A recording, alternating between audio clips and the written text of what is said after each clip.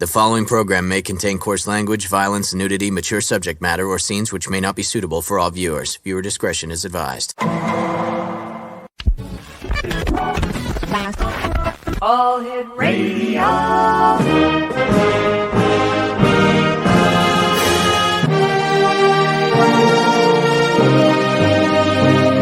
Welcome to the X Zone, a place where fact is fiction and fiction is reality. Now, here's your host, Rob McConnell. And welcome back to the X Zone, everyone. I am Rob McConnell. We're coming to you from our broadcast center and studios in St. Catharines, Ontario, Canada. Now, St. Catharines, for anyone who would like to know, is right on the shores of Lake Ontario. And we're not very far from Niagara Falls. It's about a 15-minute drive or 16-minute drive when my wife goes to Costco to do our shopping. And we're coming to you tonight on the Talkstar Radio Network, Mutual Broadcast Network, and of course the X Zone Broadcast Network, and on Channel 32 on Simul TV. I received a great number of emails about our guest last night, Patrick Zam, and the question I was asked by many of you out there was, did he really say a 65-foot B alien? And yes, that's exactly what he said. And everybody was speculating on what kind of spaceship a 65-foot alien that looks like a bee would come in. And of course, the simple answer to that is a hive-shaped UFO. So there you got it. Yes, he did say 65-foot tall alien bee. And you can go to xzbn.net, scroll down the page there and look at all the archives and click on it. And that was yesterday, August the 28th. XO Nation, my guest this hour is a gentleman I've had the pleasure of having on the show and knowing for a number of years now. His name is Paul Dale Roberts. And Paul, welcome back to the X Zone. And I am so sorry to hear it's so hot for you in Sacramento, California tonight. It's terrible, Rob. I wish I was in Canada right now. You're always welcome here, my friend. Always. Thank you.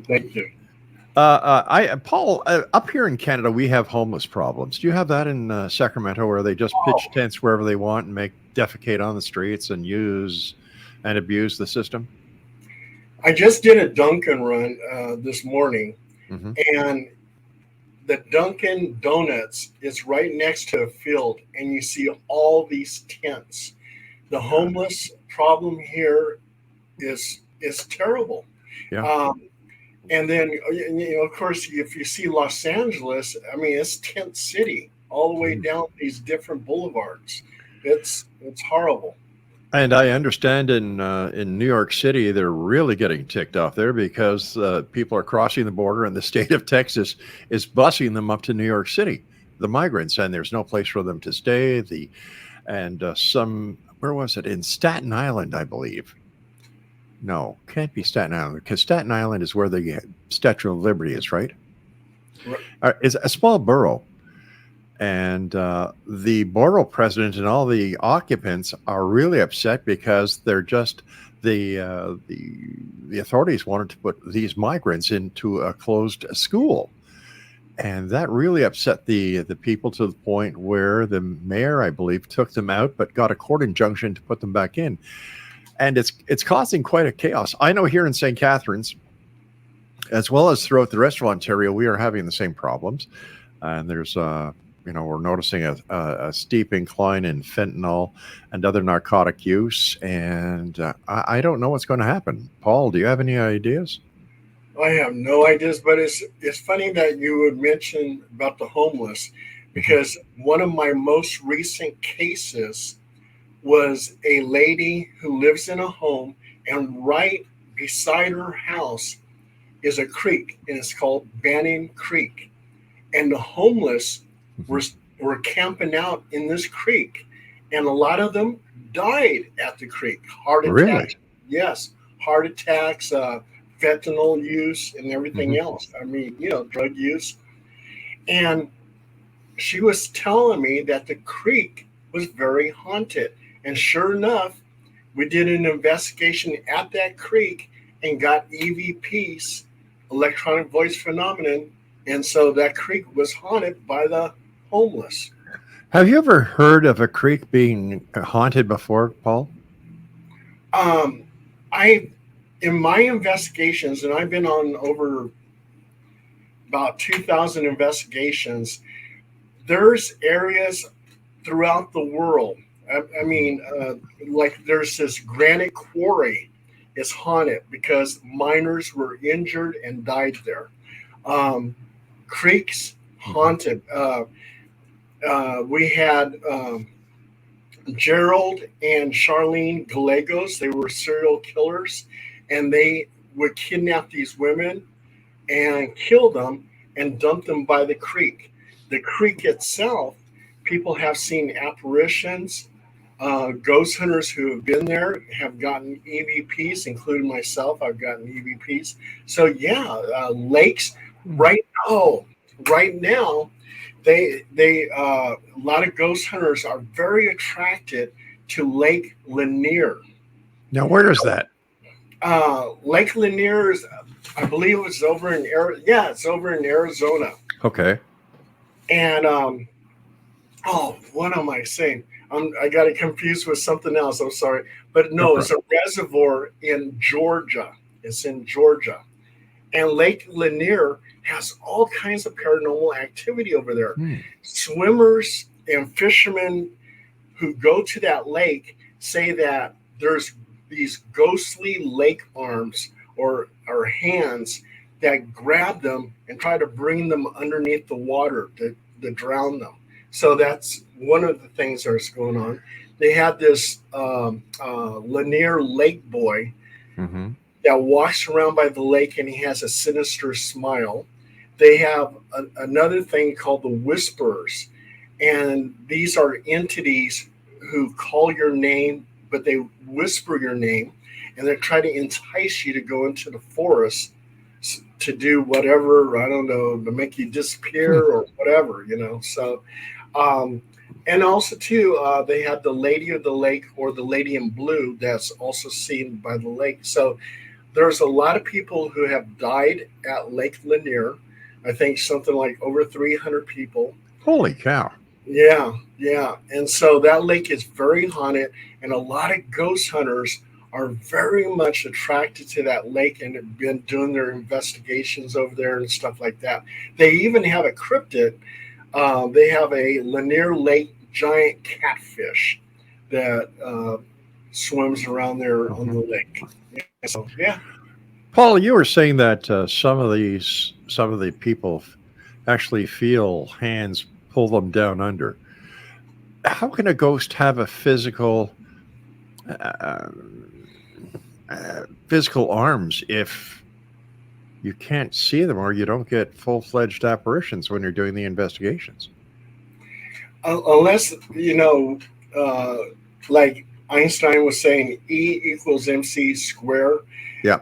Energy can turn to matter, matter back into energy.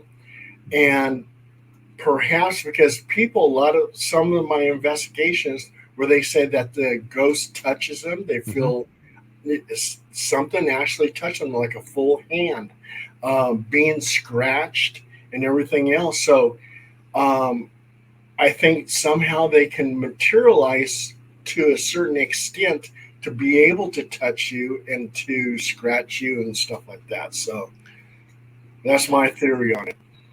Let's go back to the creek where the homeless are that's haunted. If somebody was to die peacefully beside the creek, would they haunt the creek or would they go to the other side? And what is the dividing line that allows one to either go or stay and haunt?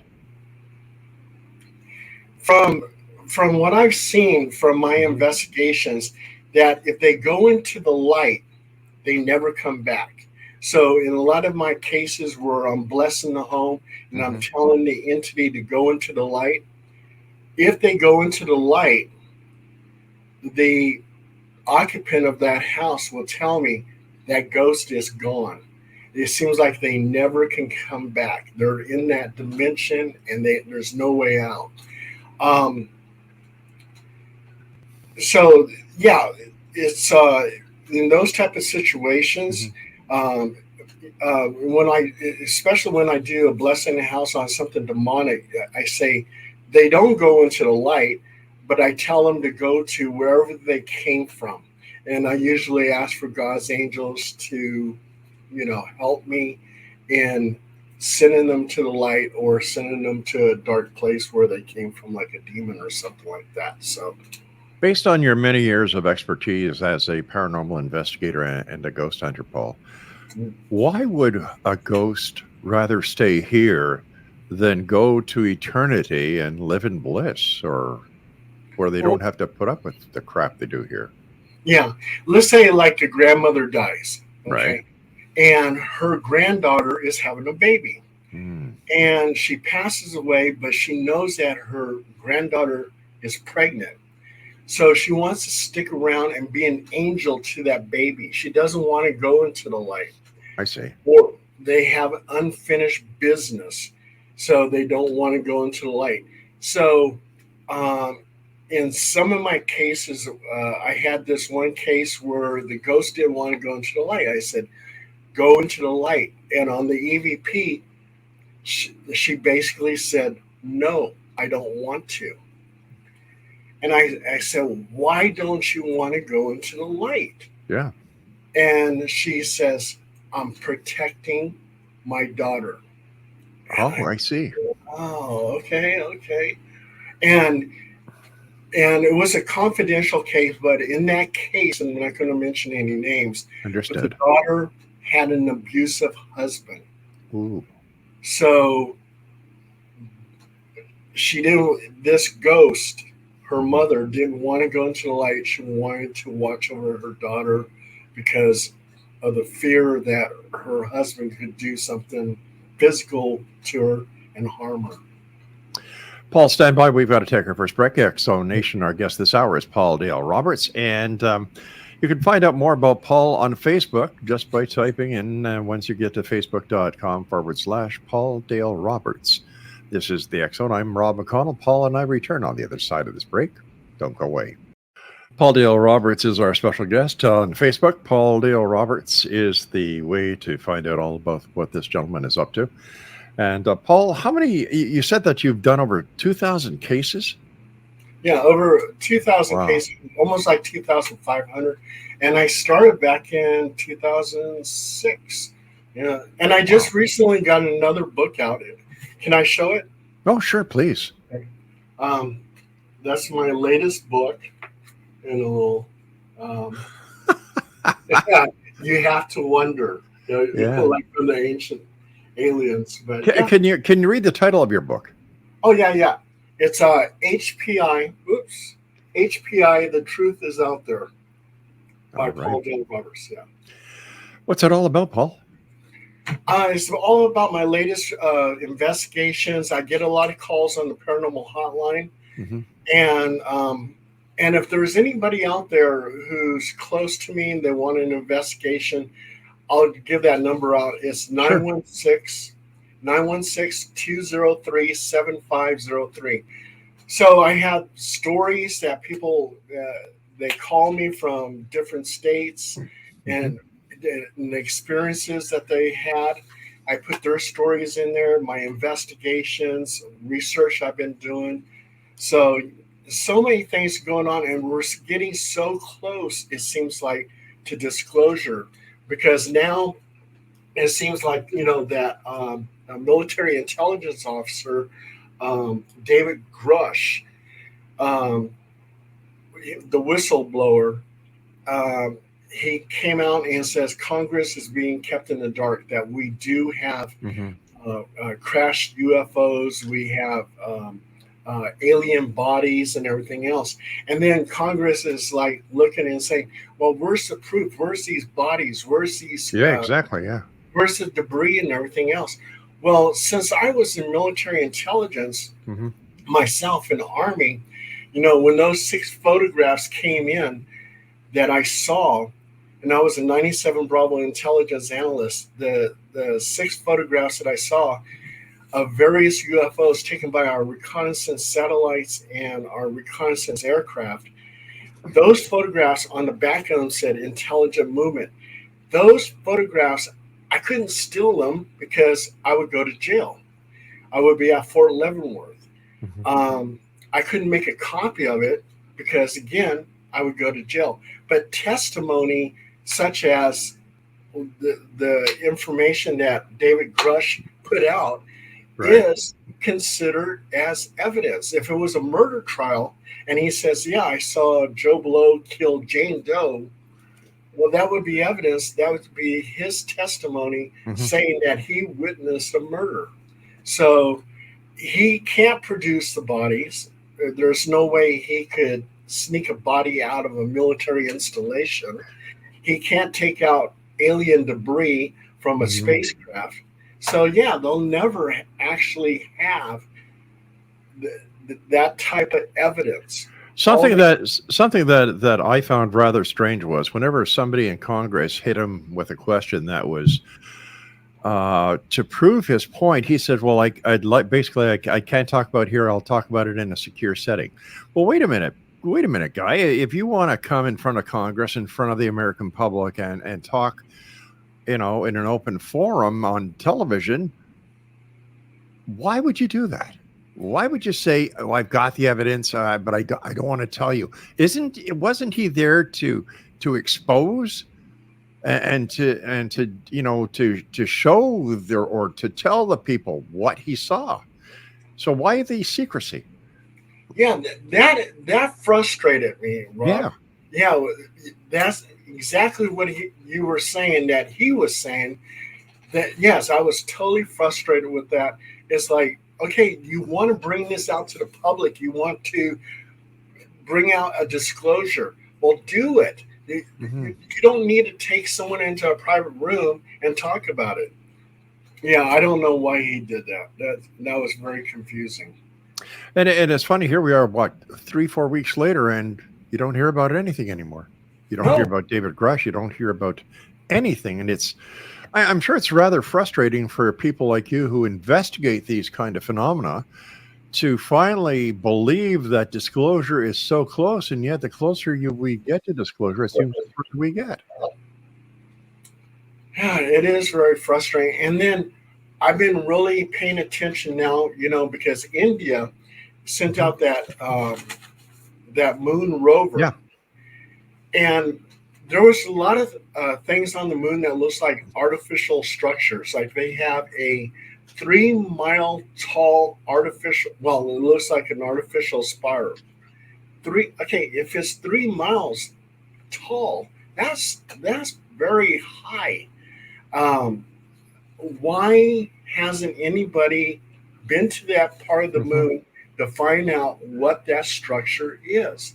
So I'm hoping, since India has a moon rover out there, if they do take any kind of photos of artificial structures, will they release it to the public?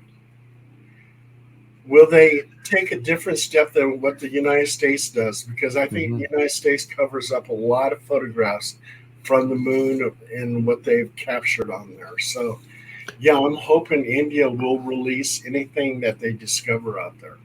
What's India doing up there anyway? Well, they're over on the South Pole surface. So basically, I guess they're looking for water. If there's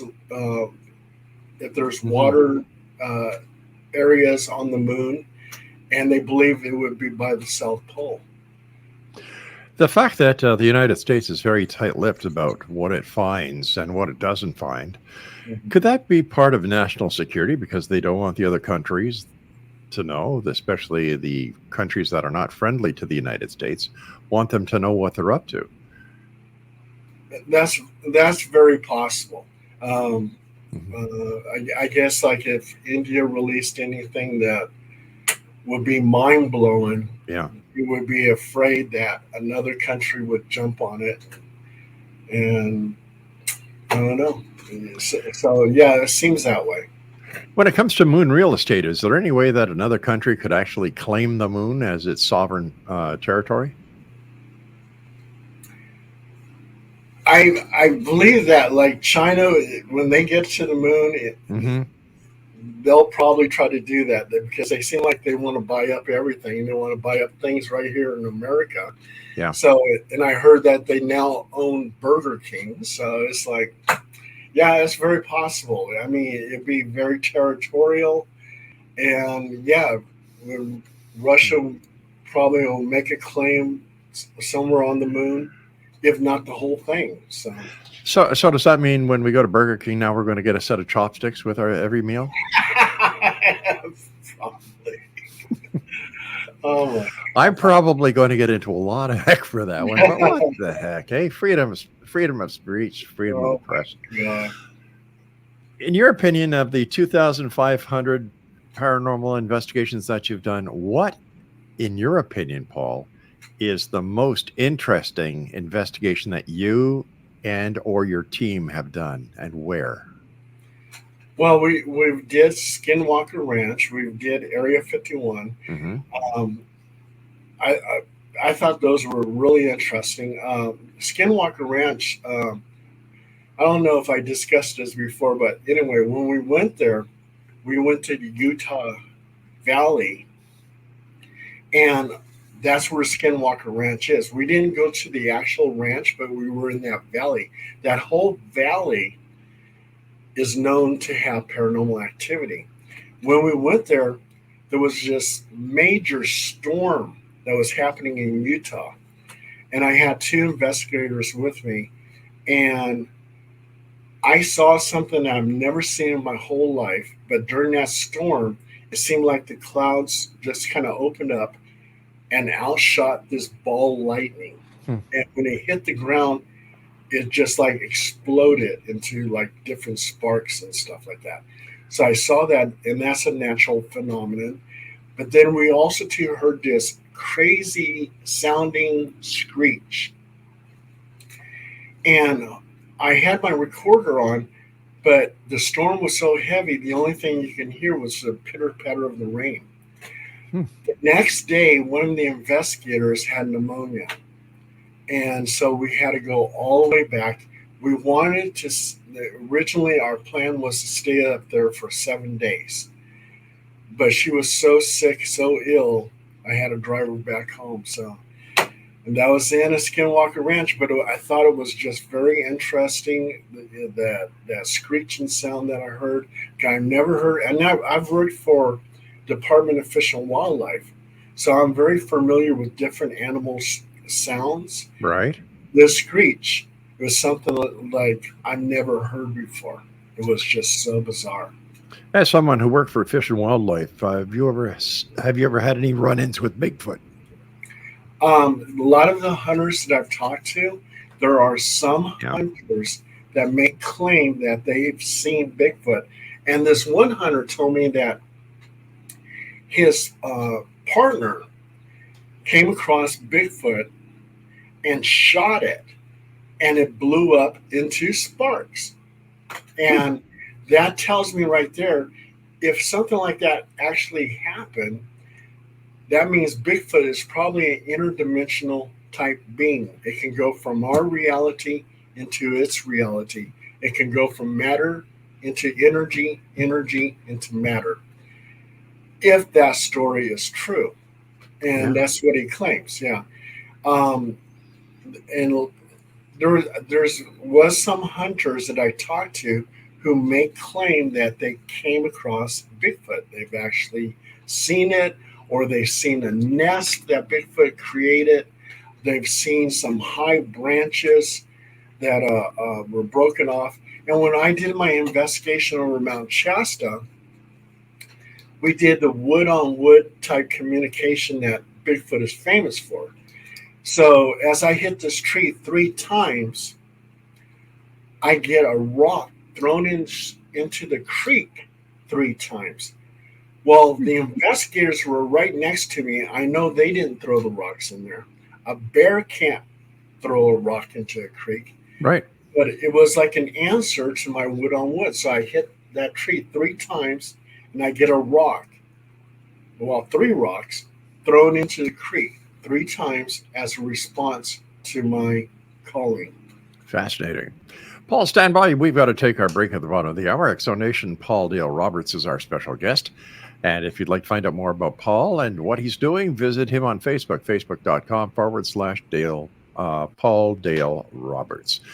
This is the X Zone. I'm Rob McConnell. We'll both be back on the other side of this break as we continue searching for answers, demanding the truth here in the X Zone. As the British Bobby said when he caught his wife in bed with 3 people, hello, hello, hello. This is the X Zone. Paul Dale Roberts is my special guest. And to find out about Paul, just go to facebook.com/Paul Dale Roberts.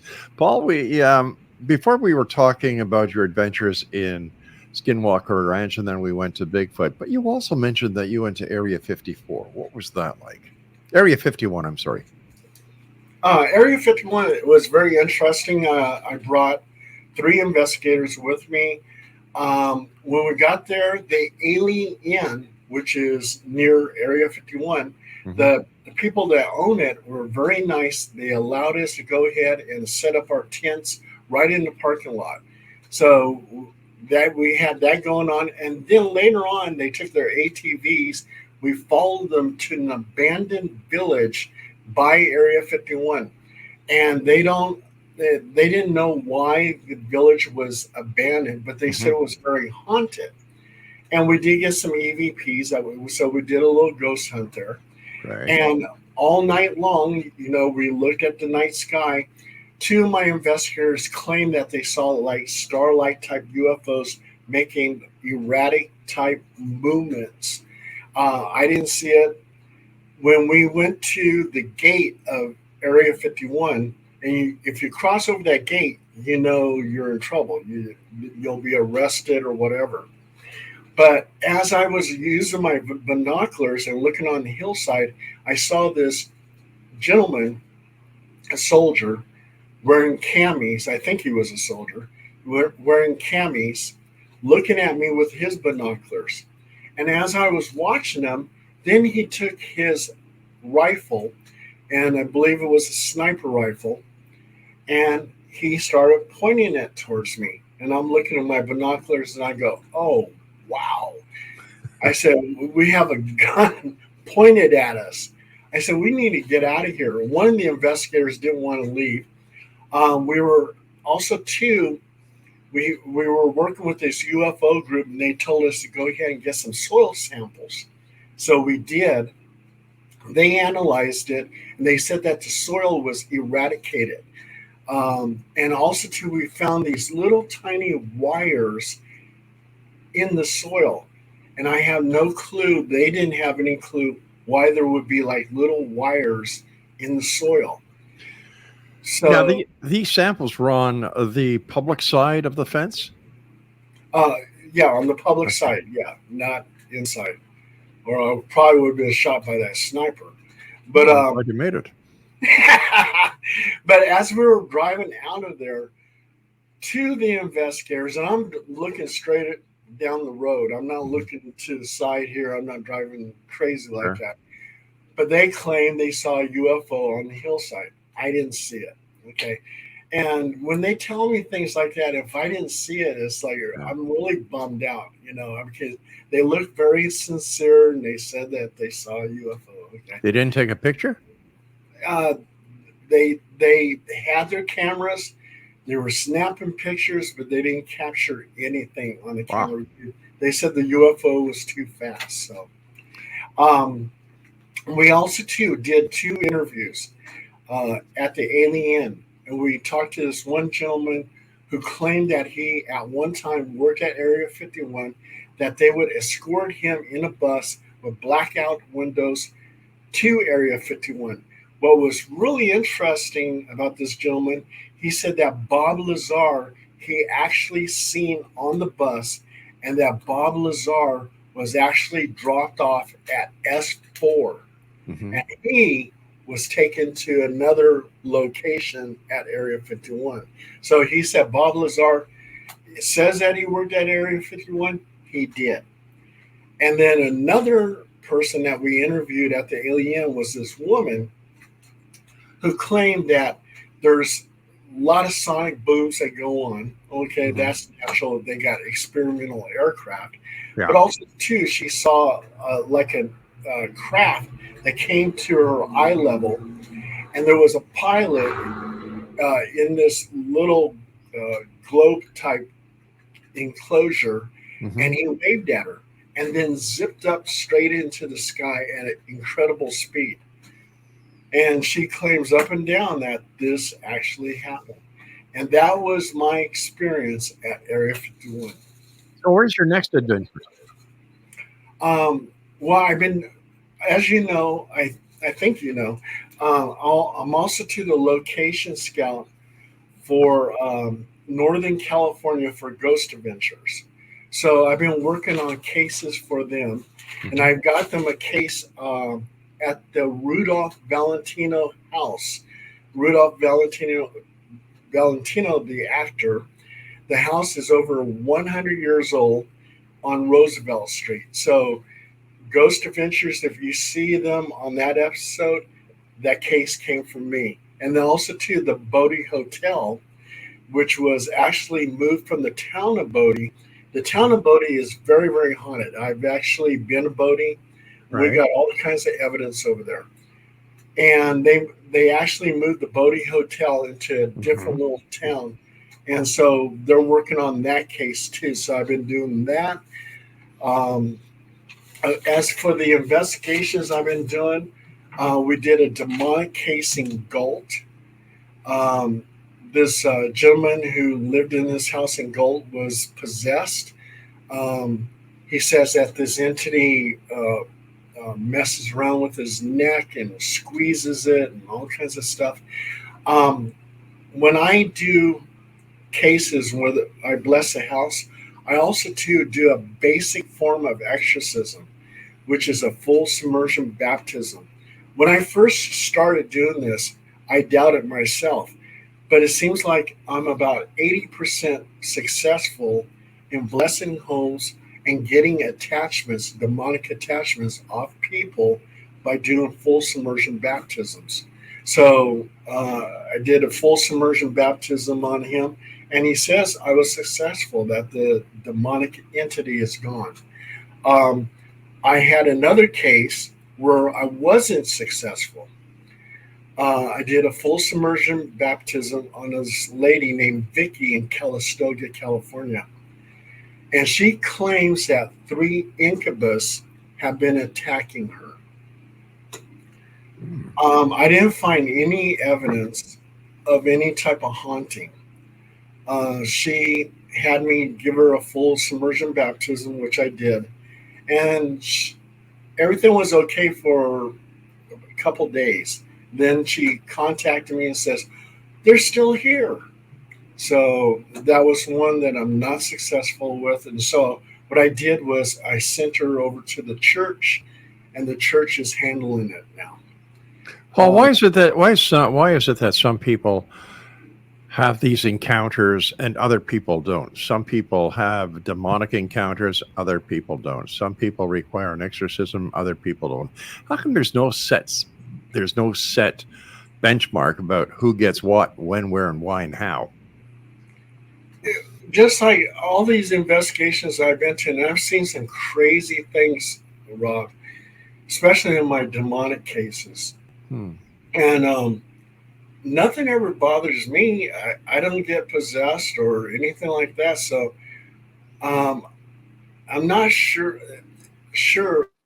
I mean, well, they say that a demon will go after you three different ways. One, if you're abusing alcohol and drugs.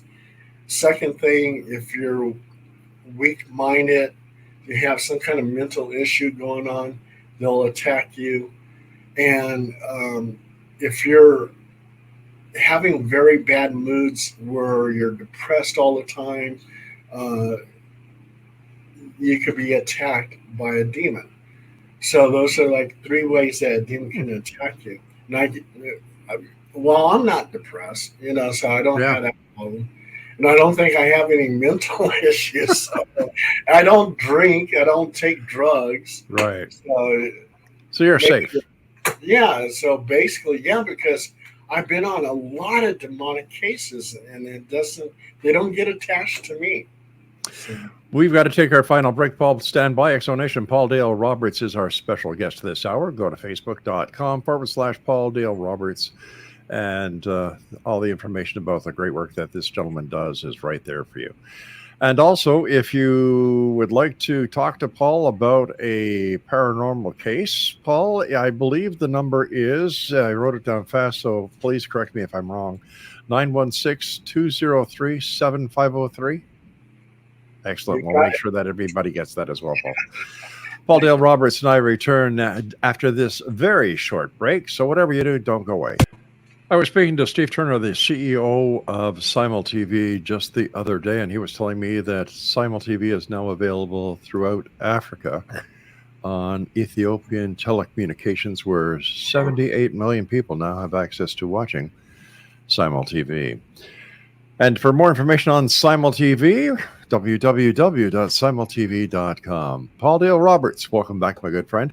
Hey, Paul, where do you see the investigations of paranormal going as we progress into the future with better and technology that is actually created for paranormal investigators like yourself? You know, there's just so many things that people use to go ghost hunting with, you know, with EMF and you got those little stick figures on the screen and everything else, which a lot of my ghost hunters utilize. Right. But I think the most solid information that you can get as evidence would be an EVP, electronic voice phenomenon. There's been a situation where I'm next to this one cemetery that has a lot of ghostly activity. I'm sitting in my car and I got my windows rolled up. The only thing you can hear is like if I'm coughing or something like that. And I say, on my recorder, I said, is there anyone here? And I play it back and it says, I'm right here. I mean, it was like probably sitting in my back seat. I mean, that is solid evidence. There's nothing that you can dispute or anything like that. So, and also too with photographs,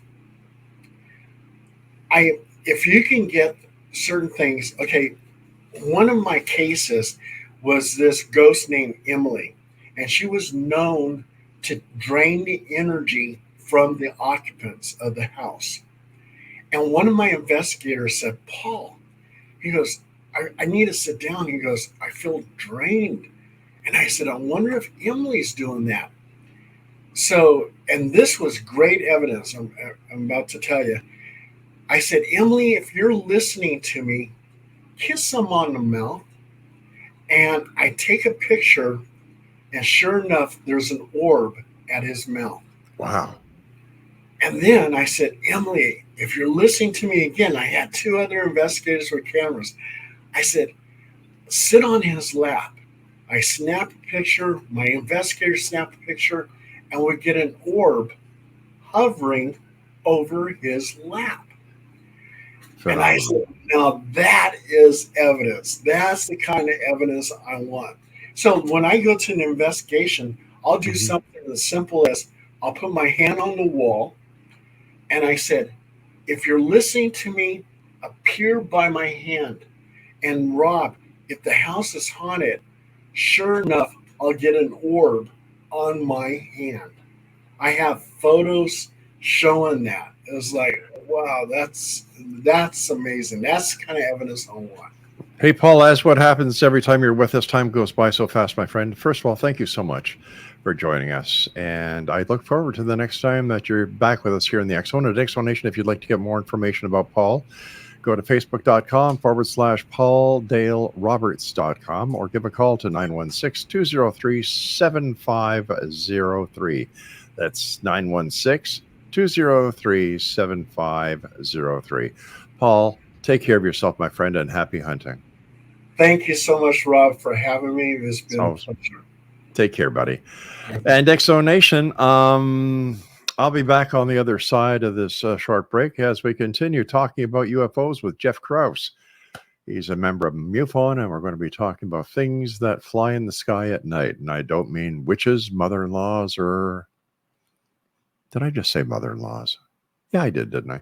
Mother-in-laws or upset girlfriends. I'm Rob McConnell. This is the X Zone. We'll be back after these breaks and the news. Don't go away.